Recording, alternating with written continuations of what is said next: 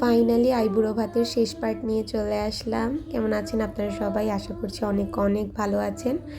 এইটা ছিল আমার বাবা মায়ের দেওয়া শেষ আইবুড়ো ভাত, আর এটা দিয়েই আর কি আমার আইবুড়ো ভাতের পার্টও শেষ হচ্ছে। তো এই দিন কী কী হলো চলুন দেখে আসি।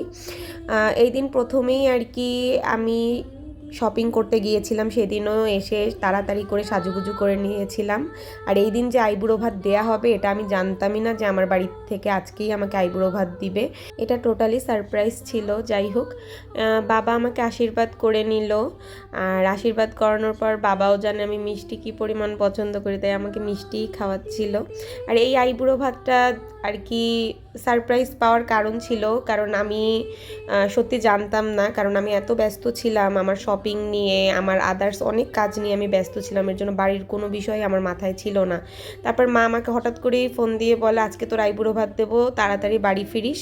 তাই আমি সকালে মার্কেটে গিয়েও তাড়াতাড়ি আমি দুপুরের মধ্যেই ফিরে আসছি, যে আইবুড়ো ভাত যেহেতু দিবে এর জন্য। এরপরে মা আশীর্বাদ করে নিল, মিষ্টি খাইয়ে দিল, আর আমার ভাই অঙ্কন শঙ্কে ফু দিচ্ছে যখন সবাই আশীর্বাদ করছে এক এক করে তখন।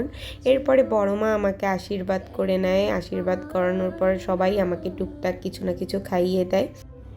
এরপর কাকি চলে আসে আশীর্বাদ করার জন্য। সেও ঘরের কাজকর্ম নিয়ে ব্যস্ত থাকার কারণে কোনো সাজুগুজুই করতে পারেনি। সাজুগুজু বিষয় না, আশীর্বাদ করাটাই মেইন বিষয়। আশীর্বাদ শেষ করার পর এরপরে কাকিও আমাকে একটু খাইয়ে দেয়। খাওয়ার পরে আমি বললাম আর কে কে বাকি আছে সবাই আশীর্বাদ করে নাও, কারণ ওই দিন আবার নাচের প্র্যাকটিসের টাইম ছিল, বিকাল 5টায় সবাই আর কি চলে আসবে, তাই আমি তাড়াতাড়ি করেই বলছিলাম যেগুলো গুছাতে।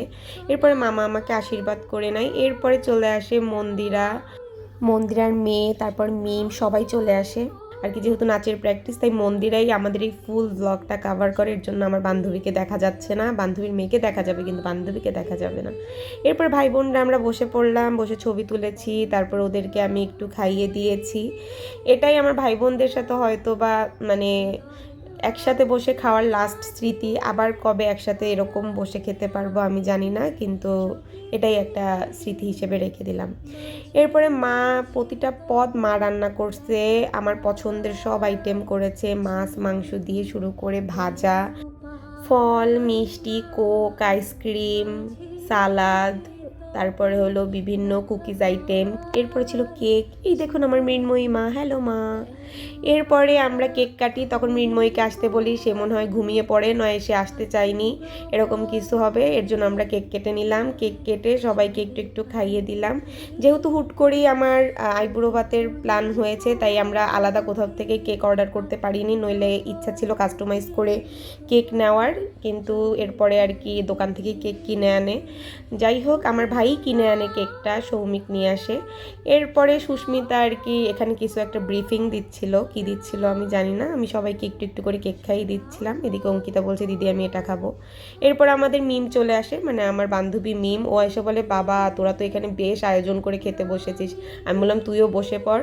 তারপরে এই যে খেতে বসে পড়লাম, খাচ্ছি আস্তে ধীরে। সেই সময় হয়তো বা বিকাল হয়ে গিয়েছিল, কারণ অনেক দেরি হয়ে গিয়েছিল। আমি শপিং করে বাড়ি ফিরেছি, রেডি হয়েছি, তারপরে এই প্রোগ্রাম শুরু হয়েছে। আর এখানে আমার মায়ের হাতের স্পেশাল ডালটা খাচ্ছি। মা যদি ব্লগ দেখে থাকো, এই মুগ ডালটা আমার জন্য রান্না করো এবার খুলনায় গেলে। আমি তোমার হাতের এই ডালটা খুব বেশি মিস করি, যদিও এই ডালটা আমি রান্না করতে পারি না, এবার যে রেসিপি শিখে আসবো। এরপরে মিমকে বললাম তুই বসে পড়। সবাই আমরা একসাথে বসে আবার খাওয়া দাওয়া শুরু করছি। দুই মিমই বসে পড়ছে, আর এদিকে মন্দিরে সবার ক্লিপ নিচ্ছিল।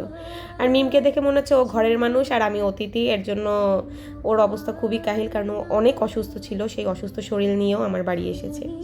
এই তো মোটামুটি এটাই ছিল আইবুড়ো ভাতের ব্লগ। ভালো লাগলে লাইক কমেন্ট করবেন। দেখা হবে আরও সুন্দর সুন্দর ব্লগ নিয়ে। টাটা।